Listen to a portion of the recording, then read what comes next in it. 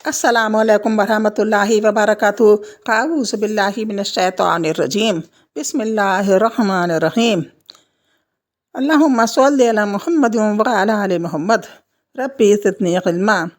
कल सीरत नबी में ज़िक्र हुआ था कि कुरैश के लोगों ने अहले यसरब यानी कि जो यसरब के लोग हज करने के लिए आए थे और कुछ लोग मुसलमान हो चुके थे और यहाँ पर मक्के में आकर उन्होंने मोहम्मद सल्लल्लाहु अलैहि वसल्लम के साथ खुफिया माहिदा किया था।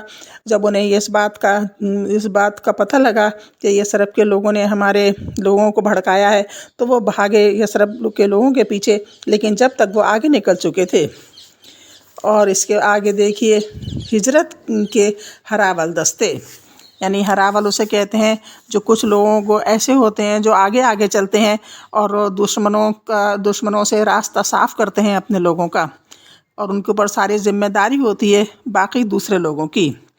ऐसे हिजरत के हरावल दस्ते जब दूसरी बैत अक़बा मुकम्मल हो गई, इस्लाम और कुफ्र जहालत के लक़दक़ सहरा में अपने एक वतन की बुनियाद रखने में कामयाब हो गया, और ये सबसे अहम कामयाबी थी जो इस्लाम ने अपनी दावत के आगाज़ से अब तक हासिल की थी।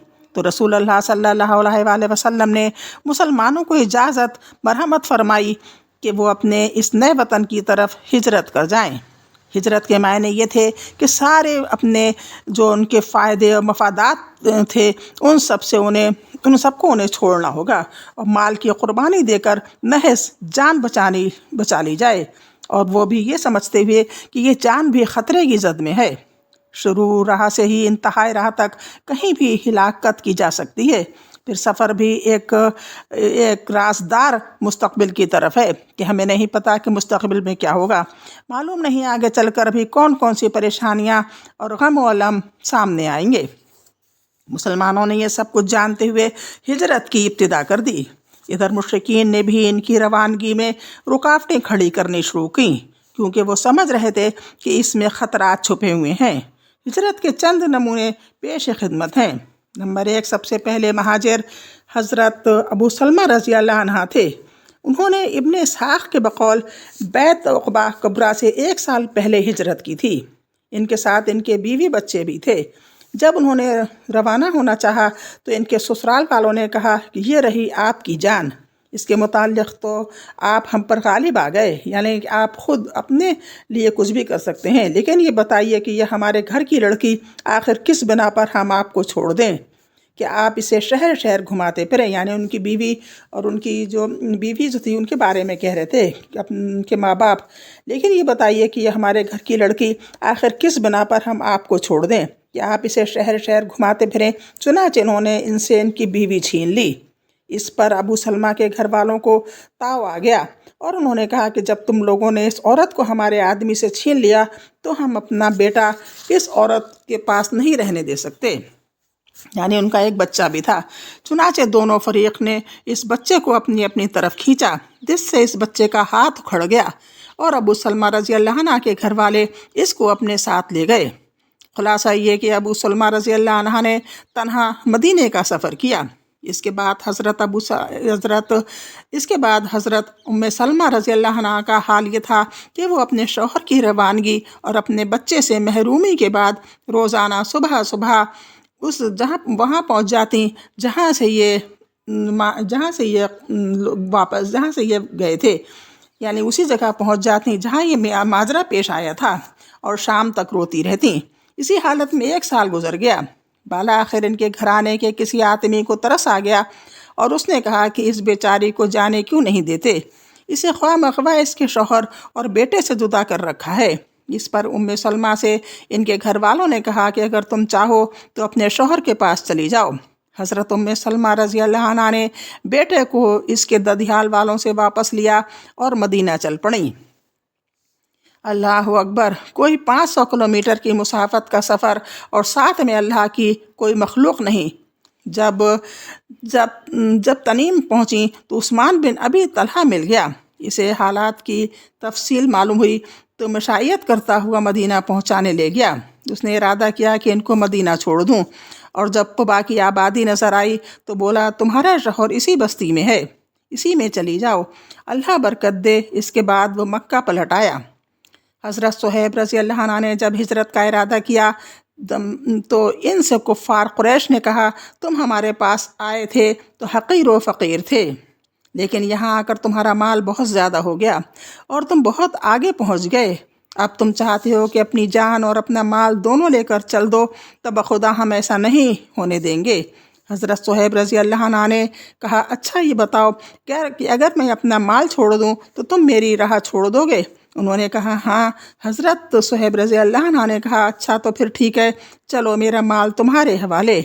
رسول اللہ صلی اللہ علیہ وآلہ وسلم کو اس کا علم ہوا تو آپ نے فرمایا صہیب رضی اللہ عنہ نے نفع اٹھایا، صہیب رضی اللہ عنہ نے نفع اٹھایا۔ نمبر 3، حضرت عمر بن خطاب رضی اللہ عنہ، عیاش بن ابی ربیعہ اور حشام بن عاص بن وائل نے آپس میں طے کیا کہ فلاں جگہ صبح صبح اکٹھے ہو کر وہیں سے مدینہ کو ہجرت کی جائے گی۔ حضرت عمر رضی اللہ عنہ اور عیاش تو وقت پر پہنچ گئے، لیکن شام کو قید کر لیا گیا، حشام کو قید کر لیا گیا۔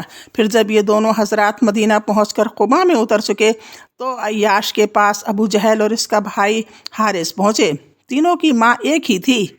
ان دونوں نے عیاش سے کہا تمہاری ماں نے نظر مانی ہے کہ جب تک وہ تمہیں دیکھ نہ لے گی سر میں کنگھی نہ کرے گی اور وہ دھوپ چھوڑ کر سائے میں نہ آئے گی۔ یہ سن کر عیاش کو اپنی ماں پر ترس آ گیا۔ حضرت عمر رضی اللہ عنہ نے یہ کیفیت دیکھ کر عیاش سے کہا عیاش دیکھو خدا کی قسم یہ لوگ تم کو محض تمہارے دین سے فتنے میں ڈالنا چاہتے ہیں، لہٰذا ان سے ہوشیار رہو۔ خدا کی قسم اگر تمہاری ماں کو جوؤں نے اذیت پہنچائی تو وہ کنگھی کر لے گی، اور اسے مکہ کی ذرا کڑی دھوپ لگی تو وہ سائے میں چلی جائے گی۔ مگر عیاش نہ مانے، انہوں نے اپنی ماں کی قسم پوری کرنے کے لیے ان دونوں کے ساتھ نکلنے کا فیصلہ کیا۔ حضرت عمر رضی اللہ عنہ نے کہا اچھا جب یہی کرنے پر آمادہ ہو تو میری یہ اونٹنی لے لو، یہ بڑی عمدہ اور تیز روح ہے، اس کی پیٹھ نہ چھوڑنا، اور لوگوں کے طرف سے کوئی مشکوک حرکت دیکھو تو نکل بھاگنا۔ عیاش اونٹنی پر سوار ان دونوں کے ساتھ نکل پڑے۔ راستے میں ایک جگہ ابو جہل نے کہا بھائی میرا یہ اونٹ تو بڑا سخت سست ہے، کیوں نہ تم مجھے بھی اپنی اس اونٹنی پر پیچھے بٹھا لو؟ عیاش نے کہا ٹھیک ہے، اور اس کے بعد اونٹنی بٹھا دی۔ ان دونوں نے بھی اپنی اپنی سواریاں بٹھائیں تاکہ ابو جہل عیاش کی اونٹنی پر پلٹ آئے، لیکن جب تینوں زمین پر آ گئے تو یہ دونوں اچانک عیاش پر ٹوٹ پڑے اور انہیں رسی سے جکڑ کر باندھ دیا، اور اسی بندھی ہوئی حالت میں دن کے وقت مکہ لائے اور کہا کہ اے اہل مکہ اپنے بے وقوفوں کے ساتھ ایسا ہی کرو جیسا ہم نے اس بے وقوف کے ساتھ کیا ہے۔ حشام اور عیاش کفار کی قید میں پڑے رہے۔ جب رسول اللہ صلی اللہ علیہ وآلہ وسلم ہجرت فرما چکے تو آپ نے ایک روز کہا کون ہے جو میرے لیے حشام اور عیاش کو چھڑا کر لائے؟ ولید بن ولید نے کہا میں آپ کے لیے ان کو لانے کا ذمہ دار ہوں۔ پھر ولید خفیہ طور پر مکہ گئے اور ایک عورت جو ان دونوں کے پاس کھانا لے جا رہی تھی اس کے پیچھے پیچھے جا کر ان کا ٹھکانہ معلوم کیا۔ یہ دونوں ایک بغیر چھت کے مکان میں قید تھے۔ رات ہوئی تو حضرت ولید دیوار پھاند کر ان دونوں کے پاس پہنچے اور بیڑیاں کاٹ کر اپنے اونٹ پر بٹھایا اور مدینہ بھاگ آئے۔ اور حضرت عمر رضی اللہ عنہ نے 20 صحابہ کی ایک جماعت کے ساتھ ہجرت کی تھی۔ صحیح بخاری 558۔ آزمین کمر بستہ ہوئے جو ہجرت کرنے جا رہے تھے اس کا علم ہو جانے کے بعد اس صورت میں ان کے ساتھ مشرکین جو سلوک کرتے تھے، یعنی جو ہجرت کرنے کی ضد کرتے تھے یا جو کمر کس لی تھی جنہوں نے کہ انہیں ہجرت کرنا ہے، ان کے ساتھ مشرکین جو سلوک کرتے تھے اس کے یہ 3 نمونے ہیں۔ لیکن ان سب کے باوجود لوگ آگے پیچھے پے در پہ نکلتے ہی رہے۔ چنانچہ بیعت عقبہ کبریٰ کے صرف 2 ماہ چند دن بعد مکہ میں رسول اللہ صلی اللہ علیہ وآلہ وسلم، حضرت ابو بکر رضی اللہ عنہ اور حضرت علی رضی اللہ عنہ کے علاوہ ایک بھی مسلمان باقی نہ رہا۔ یہ دونوں حضرات رسول اللہ صلی اللہ علیہ وآلہ وسلم کے حسب ارشاد رکے ہوئے تھے، البتہ کچھ ایسے مسلمان ضرور رہ گئے تھے جنہیں مشرکین نے زبردستی روک رکھا تھا۔ رسول اللہ صلی اللہ علیہ وآلہ وسلم بھی اپنا ساز و سامان تیار کر کے روانگی کے لیے حکم خداوندی کا انتظار کر رہے تھے۔ حضرت ابو بکر رضی اللہ عنہ کا رخت سفر بھی بندھا ہوا تھا۔ صحیح بخاری میں حضرت عائشہ رضی اللہ عنہ سے مروی ہے کہ رسول اللہ صلی اللہ علیہ وآلہ وسلم نے مسلمانوں سے فرمایا، مجھے تمہارا مقام ہجرت دکھلایا گیا ہے۔ یہ لاوے کی 2 پہاڑیوں کے درمیان واقع ایک نخلستانی علاقہ ہے۔ اس کے بعد لوگوں نے مدینہ کی جانب ہجرت کی۔ عام مہاجرین حبشہ بھی مدینہ ہی آ گئے۔ حضرت ابو بکر رضی اللہ عنہ نے بھی سفر مدینہ کے لیے ساز و سامان تیار کر لیا، لیکن رسول اللہ صلی اللہ علیہ وآلہ وسلم نے ان سے فرمایا، ذرا رکے رہو، کیونکہ توقع ہے مجھے بھی اجازت دے دی جائے گی۔ ابو بکر رضی اللہ عنہ نے کہا، میرے باپ آپ صلی اللہ علیہ وآلہ وسلم پر فدا، کیا آپ صلی اللہ علیہ وآلہ وسلم کو اس کی امید ہے؟ آپ صلی اللہ علیہ وآلہ وسلم نے فرمایا، ہاں۔ اس کے بعد ابو بکر رضی اللہ عنہ رکے رہے تاکہ رسول اللہ صلی اللہ علیہ وآلہ وسلم کے ساتھ سفر کریں۔ ان کے پاس 2 اونٹنیاں تھیں۔ انہیں بھی 4 ماہ تک ببول کے پتوں کا خوب چارہ کھلایا گیا۔ اب انشاءاللہ کل قریش کی پارلیمنٹ دارالندہ میں اس کا ذکر ہوگا۔ اتنا سنیے، بہت ہو گیا۔ بسم اللہ الرحمن الرحیم۔ اللہ حافظ۔ السلام علیکم۔